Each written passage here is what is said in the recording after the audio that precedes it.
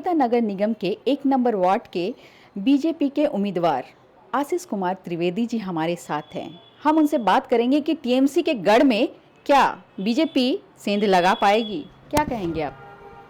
देखिए सभी को नमस्कार। भारतीय जनता पार्टी ने मुझे 1 नंबर वार्ड से उम्मीदवार बनाया है और 1 नंबर वार्ड की जो तस्वीर है, मैं 1 नंबर से सटा हुआ 6 नंबर वार्ड के शुरुआत में ही रहता हूँ। चितपुर पुलिस स्टेशन के पास बीबी बाजार मोड़ के पास मेरा जन्म यही हुआ है और मैं यहाँ की वार्ड नंबर की एक भूगोलिक स्थिति जो है उससे अच्छी तरह वाकिफ़ हूँ। यहाँ के पौर माता आपकी सीता जसवाड़ा अभी पिछले 5 साल से थी, उसके पहले भी थे और इलोरा शाह वो भी कभी रही हैं।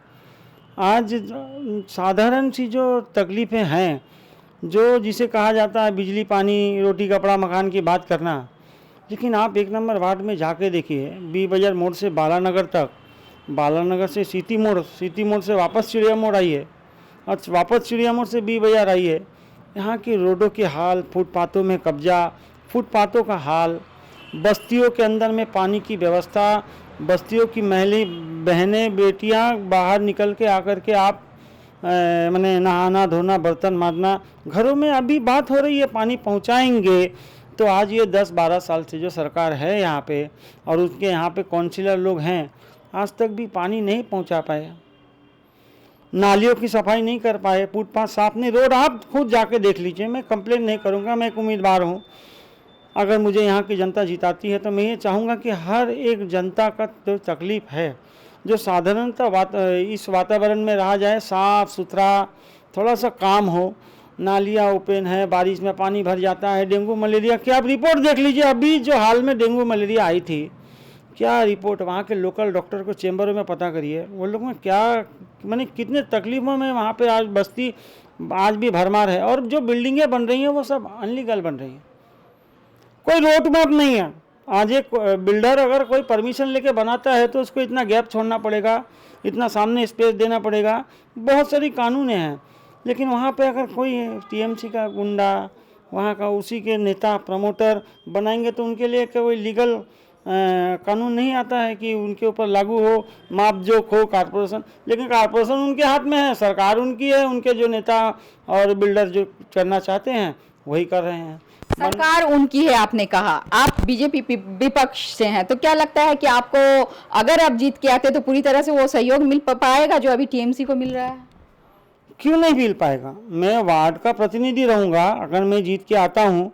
और ये सरकार में जो प्रतिनिधि हैं वो अपने बड़े नेताओं से डर के वहाँ पे कुछ नहीं बोल पाते हैं कि हमको मेरा काम दीजिए, मेरे को यहाँ पे गली बनवाइए, रोड बनवा दीजिए, सड़क दीजिए। वो लोग बोल ही नहीं पाते। काउंसिलर एमएलए से क्या बोलेगा, एमएलए एमपी से क्या बोलेगा?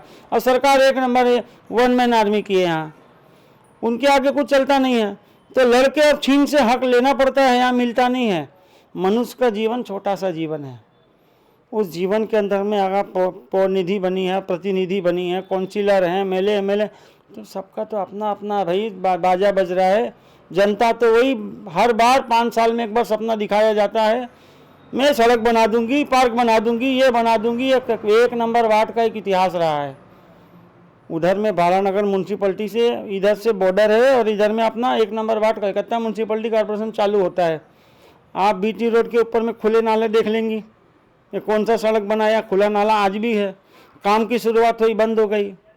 तो एक काम का जब कोई टाइम सेटअप नहीं रहेगा कि कितने दिनों के अंदर में इस जगह को पूरा करना है, तो आप एक बार काउंसिलर जिता दीजिए या 50 बार उस काउंसिलर को जिता दीजिए, उस पार्टी के काउंसिलर को, काम नहीं होना है। आप 22 नंबर 96 जाइए, मुस्लिम भाई बहनों का वार्ड वहाँ है, वो लोग वहाँ बहुसंख्यक हैं। क्या परिस्थिति में जी रहे हैं, झोपड़ी झापड़ा में, गंदी जगह में रह रहे हैं, ना सफाई है, अंदर में जाता ही नहीं है कॉर्पोरेशन सफाई करने। कभी काल चला गया तो बहुत महान काम हो गया उन लोगों के लिए। और उन लोगों को भी आंखें खोलने का समय है कि हम लोग कैसा प्रतिनिधि चुनते हैं। अगर आप जीत के आएंगे तो सबसे पहले प्राथमिकता क्या होगी आपके काम की? हमारे वार्ड में सबसे पहले साफ सफाई नालों की, और जहाँ लोग रहते हैं वहाँ की साफ सफाई व्यवस्था होगी। पहले फुटपाथों में लोगों को चलने के लिए फुटपाथों को तैयार किया जाएगा। आप जाइए देखिए, बाजार मछली मानी लेके सब बैठ गए, फुटपाथ में कब्जा, आदमी चल नहीं पाते, रोड में चलते हैं और रोड में दुर्घटना होने की चांस, वैन ठेला लगा दिया गया। ये सब उनके टीएमसी के सब कैडर लोग हैं। नौकरी तो दे नहीं पा रही दीदी, देखिए लॉलीपॉप दे रही है, 500 रुपया हर महिला को देंगे, महिलाओं का सम्मान है, लेकिन उस महिला के एक परिवार से एक आदमी को 6,000, 10,000, 12,000 की नौकरी, सरकारी नहीं भी हो तो सिविक वॉलंटियर वगैरह नौकरी, इस तरह के नहीं। जब उनके चमचे हैं, जो उनके कैडर हैं, उन्हीं को नौकरी मिलती है। एक परिवार से 500 रुपया एक महिला को या 2 महिला को 1,000 रुपया मिलेगा। आप बताइए बहन, आपको पूछ रहा हूँ कि 500-1,000 रुपया में कलकत्ता ऐसे महानगर में कौन सा साधन पूरा होगा? ना इलेक्ट्रिक बिल का होगा, क्या आपका घर में गेहूं चावल आ जाएगा, 1,000 रुपया महीना चल जाएगा, या आपके बच्चे स्कूल में पढ़ लेंगे 12,000 रुपया साल में? 500 रुपया हो तो 6,000 रुपये के साल में। ऐसा क्या होगा? अगर एक 6,000, 8,000, 10,000 का नौकरी देंगे आप, तब तो जाके आप अपने एक परिवार को संपन्न कर सकते हैं। काम ही यही है। अरे आप चीफ मिनिस्टर हैं, आप अपने एमपी को आदेश करिए, एमएलए को आदेश करिए। बूथ स्तर में आप लोग इलेक्शन तो लड़ते हैं, लेकिन बूथ स्तर में आप कार्यकर्ताओं या जनताओं को, मैं कार्यकर्ता की नहीं बात करूंगा, मैंने जनताओं को आप मदद पहुंचाने का काम नहीं करते। बस मुकाबला कितने टक्कर का होगा?